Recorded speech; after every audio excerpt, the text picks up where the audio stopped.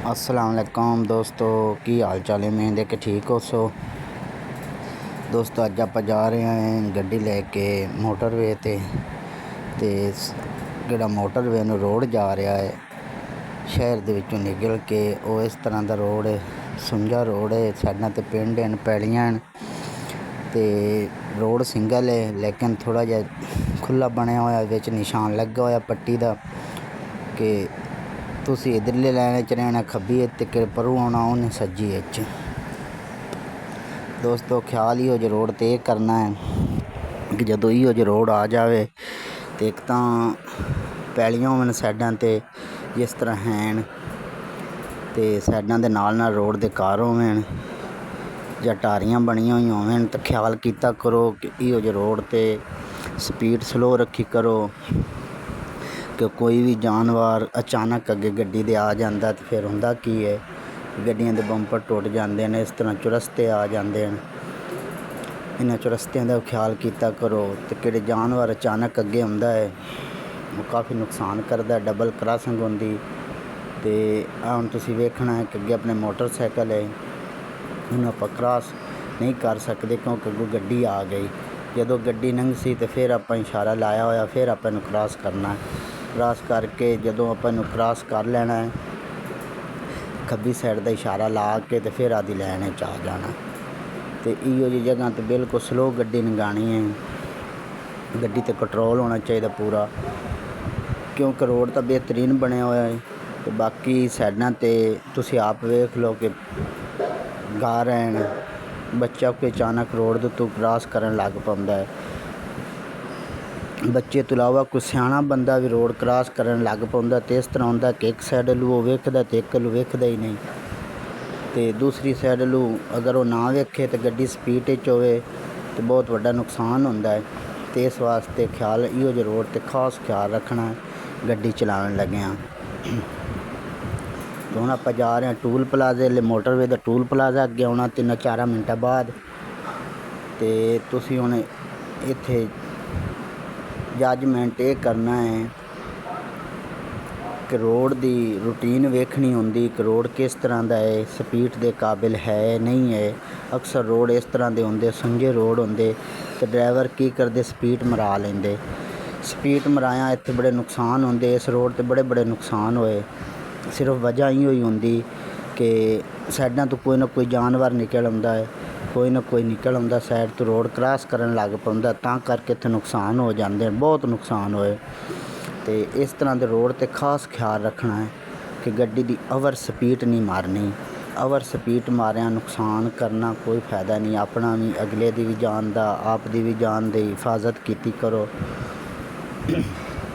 तो दोस्तों आ वेखो तुसीं, तुहाडे सामने साइडां ते आ वेख लो सियाणे बंदे खड़े हो। इस तरह होंदा, इस तरह कि कोई बंदा रोड क्रॉस कर लग्या, एक साइड वेंदा एक वेंदा ही नहीं, मुड़ कसूर बन जाता गड्डी वाले का भी, क्योंकि गड्डी वाला कहते स्पीड ज़्यादा चा। तो तुसीं स्पीड स्लो रखी करो, हर नूं बचे भी करो, हर को आप बचना चाहिए, अगला बंदा कोई भी नहीं बचाइंदा। असल तो ड्राइवरी का असूल ये है कि गड्डी चलावन लग्या तुसीं यही समझना है कि मैनू नज़र आउंदा है, वो बाकी किसी नूं नज़र आउंदा ही कोई नहीं। बस एक मैनू नज़र आउंदा, मैं आप बचना भी आप है तो लोगों नूं बचाना भी आप है। तुसीं आखो भी अगला मैनू बचाई सी तो अगला शायद थानू ना ही बचावे, तुसीं आप बचो भी तो बचाओ भी। तो अल्लाह हर दी हिफाजत करे, अल्लाह हर नूं सेहत और तंदुरुस्ती देवे। आ वेख लो तुसीं कि सिंगल रोड किहड़े हुंदे न उन्हां दी क्रॉसिंग इस तरह ही होंदी, क्योंकि तुसीं उहदे ते जज्बाती हो के अगे तुहाडे गड्डी जांदी पई, अगों सामने गड्डी आ रही तो तुसीं क्रॉसिंग नहीं कर सकदे, उहदे ते तुहाडे च फासला थोड़ा है तो उन्होंने क्रॉस थानू करसी तो फिर तुसीं क्रॉसिंग करनी।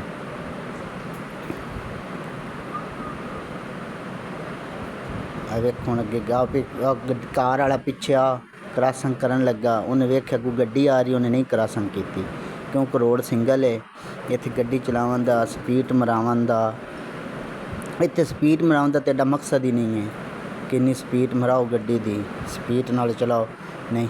स्पीड अगे हुण चौंक आ गया है, इत्थे स्टाप है, आबादी है, इहो जी जगह ते बिल्कुल गड्डी स्लो कर ली करो, बिल्कुल ही स्लो कर ली करो। क्योंकि इहो जी जगह तो बड़े एहतियात ना लगे करो, स्लो गड्डी करके लंघ करो इहो जी जगह तो कि बचना और बचाना बड़ी वड्डी गल है। अगे हुण मोटरवे आ रहा है तो अगे तुहानूं मोटरवे विखाने हैं। अगे जिहड़ा बोर्ड आ रहा है सामने मोटरवे दा है ते मोटरवे ते गड्डी आपां लैके चढ़ना है।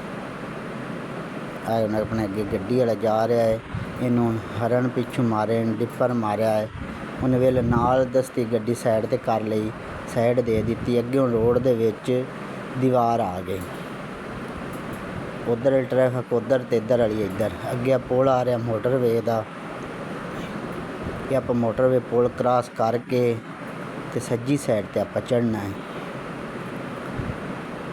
खब्बी साइड जा रही मुल्तान रोड, मुल्तान नूं कराची नूं, ते किहड़ी सज्जी साइड है ये लाहौर शेखपुरा इस साइड ले आ रही। तो आपां सज्जी साइड ते टूल प्लाजा इत्थों आप चढ़ना। इत्थों आप इशारा लाया, इशारा ला के अगे वाले किहड़ा इशारा ला के किहड़ा अगू रोड आ रहा वापसी उस साइड का ख्याल करना उदों ट्रैफिक आ रही कि नहीं आ रही। नाले तुसीं इशारा ला के आ टूल प्लाजा में सीधा हो गया। अगे टूल प्लाजा आ गया, इत्थों ना गड्डी आप टूल प्लाजे चो आड़ी, एम टैक लगा हुआ है, अपने आप अगू बैनर हट जासी।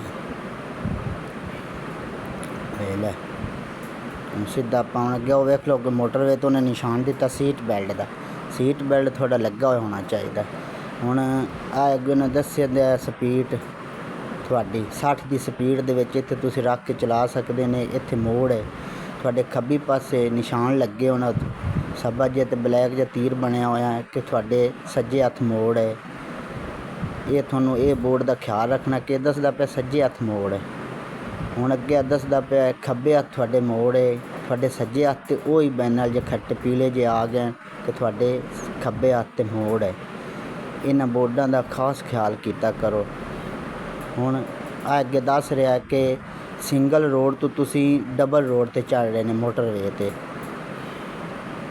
हुण इत्थे अगे दी स्पीड दस्सी कि वड्डी गड्डी दी की स्पीड है ते कार जीप दी की स्पीड है, वो भी ख्याल इत्थों चढ़दे नाल बोर्ड बंदा वेख लैंदा है कि वड्डी गड्डी दी 90 है ते निक्की दी गड्डी दी 100 है।